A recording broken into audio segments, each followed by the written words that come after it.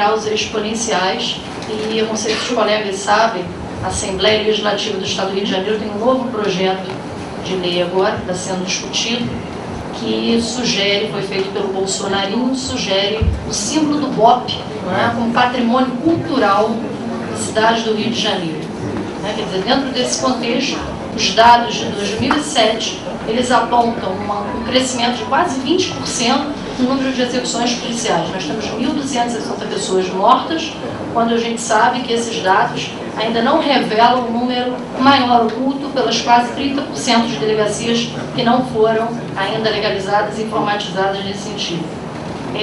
Diante desse cenário de governo aqui do Estado do Rio, o senhor que tem uma participação de contenção do poder punitivo pela sua trajetória enquanto professor, advogado, e antes disso, né, no próprio governo do Rio de Janeiro, acompanhando, né, depois da democratização, nesse período de redemocratização vivenciada após a ditadura, tendo sido o governo, né, que representou a menor repressão policial, o maior investimento mesmo em política pública, especialmente de desenvolvimento humano, né?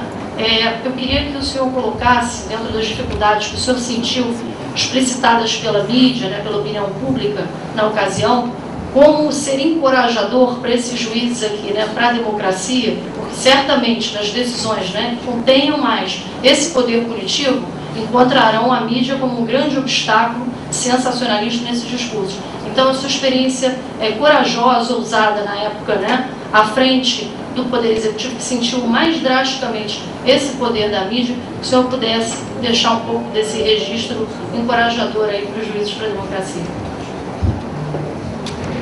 Obrigado, Roberto. Aqui, todos nós travamos as nossas lutas, né? Eu fico pensando, né, como um juiz pode ser pressionado num caso que... Porque um caso foi apropriado pela mídia que vai ser julgado ali. Eu fico imaginando o tipo de pressão, eu fico imaginando ele ali pensando o seguinte: a decisão correta aqui, por exemplo, essa prisão é desnecessária, mas se eu solto aqui porque esse jeito está demonizado, porque tem um dado que eu esqueci de uma pergunta que eu não me lembro. A massa são os vulneráveis, mas tem que colocar sempre um branco, um rico branco tem que entrar sempre para dar a ideia de que o sistema é igualitário, não é seletivo. É justo, tem que ter um branco queimando, um branco rico queimando sempre. Embora, se você for olhar o pátio da penitenciária, você não vai encontrar o branco, mas tem que ter um branco na manchete. Daí a importância estratégica, não é? A importância estratégica de ter sempre um caso assim aceso. Eu acho que essa luta aí, olha, é muito difícil. Eu acho que nós temos que tratá-la coletivamente. Nós temos que construir a nossa teoria, uma teoria latino-americana e brasileira. Eu acho que nós temos que abandonar as teorias positivas da pena, que legitimam a pena, porque elas são um grande fracasso. Um é um ato de fé, né? As teorias absolutas são um ato de fé. Hegel, aquele mesmo cara que achava que nós não tínhamos história, né, que vivíamos uma existência europeia na filosofia da história, ele vai ter que me explicar por que a negação proletária, porque sinceramente, aquele Kant, o momento que a razão vem ali e começa, porque o século XIX tira a árvore do conhecimento, tira a teologia, mas na hora que chega perante a pena, a razão se ajoelha. Kant é isso, a razão ajoelhada diante da pena. Então isso é um ato de fé. Quem quiser fazer a religião da pena, invente o evangelho, tem que começar assim. No princípio era dor. Aí continua. Acredite nisso e faça isso a sua crença. Perfeitamente.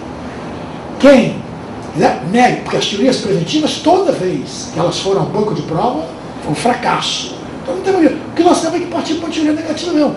Nós não sabemos para que serve a pena. Mas é um ato de poder que existe e, portanto, nós temos que conter isto.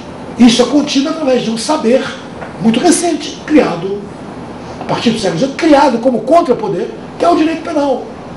E aí até o direito penal fica bonito, porque ele tem uma tarefa importante, fundamental. Com esse esqueminha, nós vamos ali e tal. É muito difícil. Viver os seus compromissos é sempre difícil, ainda mais na solidão do juiz, que Mesmo num projeto político maior, mais coisa, é um risco alto. Se bobear, nego descriminalizando. Porque todo mundo assim corre o risco de ser criminalizado. Primeiro, com relação ao que a Vera disse, Vera, você falou na punição. Você sabe que o Oscar Correia, no México, está liderando uma pesquisa sobre a criminalização das rebeldias na América Latina. Interessante isso.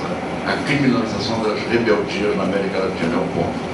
O outro ponto que eu queria falar, o colega ali falou na verificação preliminar, eu acho que aqui é um momento, não agora, mas vou marcar um outro dia, discutir uma coisa nojenta que existe na nossa prática, no nosso dia. É muito difícil falar isso, não qualifica nada, né?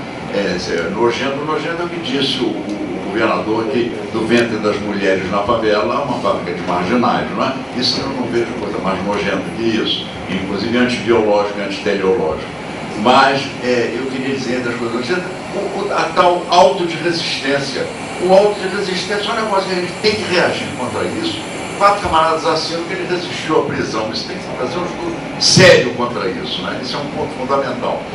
E nessa linha de absurdos, eu trabalho num processo de presos cubanos, presido aqui no Rio um comitê dos 5 heróis cubanos que estão presos nos Estados Unidos, eles fazendo uma investigação de defesa do terrorismo praticado contra Cuba. Foi discutido aqui nesse mesmo espaço aqui.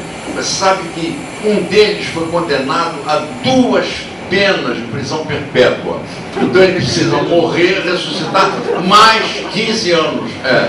Então isso é um absurdo jurídico. Eu refiro que eu estou lá na França na infantilidade. A última observação que eu queria fazer, você falou uma coisa muito importante aí do negócio da nossa teoria. Nós somos muito eurocêntricos e agora nós estamos alimentados, somos bestas alimentados por estatística norte-americana, não é isso, do Bush? Mas eu queria ver agora o pacote antiterrorista, que é gravíssimo, né? É gravíssimo. Mas eu queria, já que ele falou ali no Kafka, eu me lembrei, você estava falando, e eu comecei na minha vida profissional em júri com o Nilo Batista. Você lembra disso? Falar em Kafka, eu fui discutir com o Nilo, nós deu uma briga por causa de Kafka. Lembra? Nunca mais se esqueça. Maravilhoso, né? Eu na acusação, que coisa horrível. Os pecadilhos da juventude. Bom, mas eu queria dizer o seguinte, o Kafka, né, nessa sentinela, a sentinela que dá a saída, porque ele fica ali, ele corrompe o guarda, olha, depois de mim tem outro pior que eu, então no final o sentinela dá a dica para ele, diz assim, olha, o camponês pergunta, bom, por que a justiça é uma coisa tão desejável e eu estou aqui há 20 anos e